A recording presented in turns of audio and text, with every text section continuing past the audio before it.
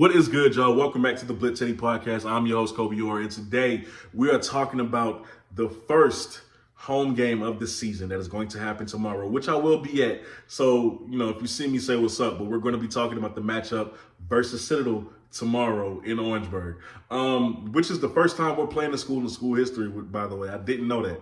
But this game is going to be a defensive battle, and I anticipated this matchup because this is it looks like a win on paper for us. Of course, we still have to go out and actually get it, right? We still have to actually put the work in, but it looks good. At least it looks favorable for us. Let me say that. So I've scouted the Citadel, and this is basically a scouting report on them. So enjoy. Let's get into it.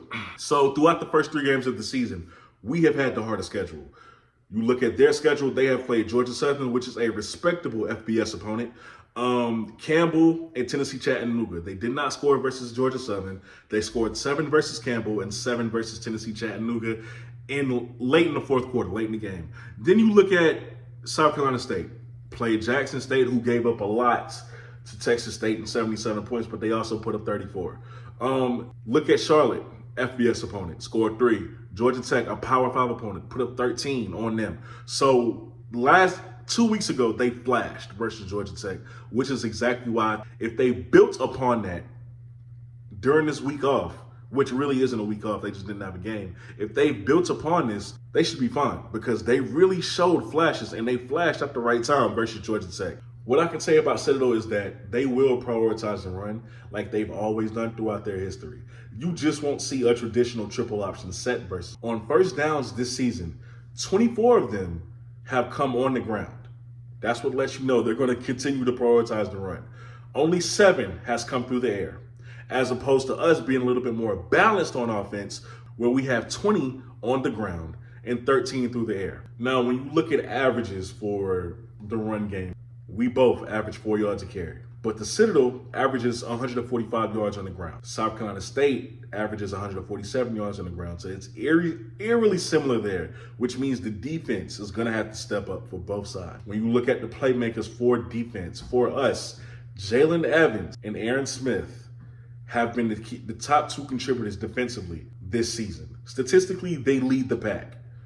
And then it's a Patrick Godbolt right behind them. So we're going to need big days from those guys. Citadel only averages 88 yards through the air. 88 yards through the air. They don't even get over 100 for the past 3 games. So what that tells me is that they just might come out tomorrow and run the ball, maybe try to control the clock a little bit, and they are waiting for the perfect opportunity to catch our DBs lacking. And it's kind of on brand for how we've played because the main problem defensively for our DBs have been they always get caught peeking in the backfield, anticipating the run, anticipating the play, and then a big play happens. So I bet Citadel is going to try to play on that, and we just can't let that happen. Now, when it comes to conversions, Citadel, on 3rd and 4th down, they only convert 20% of the time. For both, 20% of the time. For South Carolina State, we're a little bit higher. We average 37% on 3rd down conversions, and we're at 20% as well on 4th down conversions. Both of us in the red zone haven't been the best, but we've been slightly better. We know we're going to be in for a dogfight Saturday. Every fan knows this for both sides.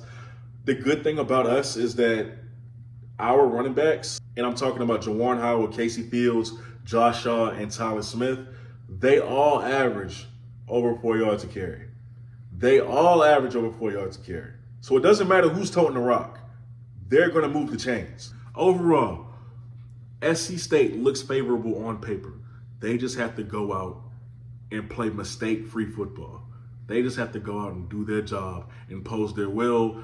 We have the advantage of it being a home game. It's the home opener. A lot of fans are there. This is Coach Pugh's last year. A lot of motivation is there. So we should be able to come out with this win. But we'll see what happens tomorrow at 6 o'clock, which is, I'm going to be on that road late. But, hey, it don't matter. I'm excited to be there. So, like I said, if y'all see me, let me know what's up. Before I end this video, though, if you are a fan of FBS football, Power 5 football, Group of 5 football, it doesn't matter.